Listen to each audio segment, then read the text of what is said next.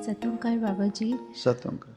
Surrender होना ही सबसे पहला स्टेप होता है स्पिरिचुअलिटी का। तो एक होता है बाबा जी बोलना या खुद में मान लेना हम सरेंडर हैं। एक्चुअल में सरेंडर होना होता क्या है बाबा जी? और एक बार अगर कोई सरेंडर हो जाता है तो वो कैसे मेक श्योर करे कि वो डाइवर्ट ना हो?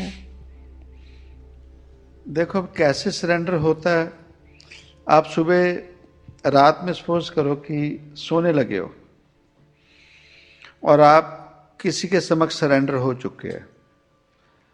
आप उसको ध्यान करो और बोलो कि मैं अब सो रही हूं, मुझे सुबह 3:30 बजे उठा देना।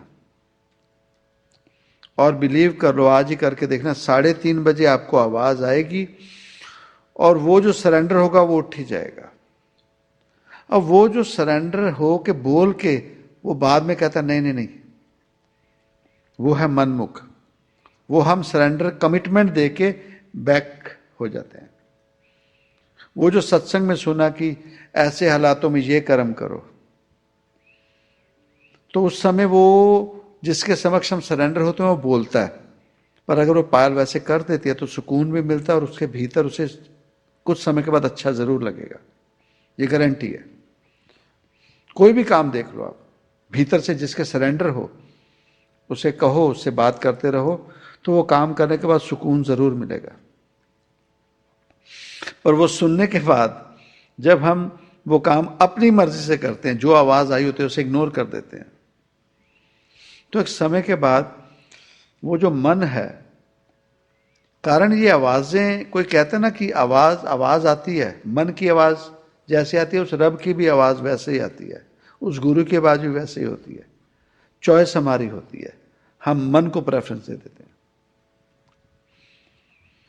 तो वो जो मन को दे के बाद में पछतावा भी होता है, जब अगली बारी सत्संग पे आओ तो गिल्ट फील होता है, दैट मीन्स हम सरेंडर के नाम पे धोखा दे दिया, हमारी प्रीत अभी कच्ची है।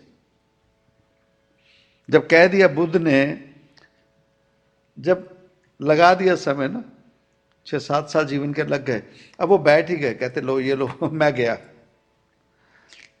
तो भगवान कहते यही तो चाहिए था, मर जाए तुझे समझ नहीं आया, अब आजा मैं करता हूं। इतने समय तक वो बुद्ध ही करते रहे। हमें क्या करना पड़ता, जब हमारी बहुत हालत हो जाती कोई चीज में, बहुत परेशानी, हम आराम से अपने रूम में जाते हैं, ध्यान में चले जाते हैं, हमें कुछ नहीं पता क्या हो रहा है, तू जान तेरा काम जाने, हमें नहीं कुछ, अपने आप करवाई जा रहा है।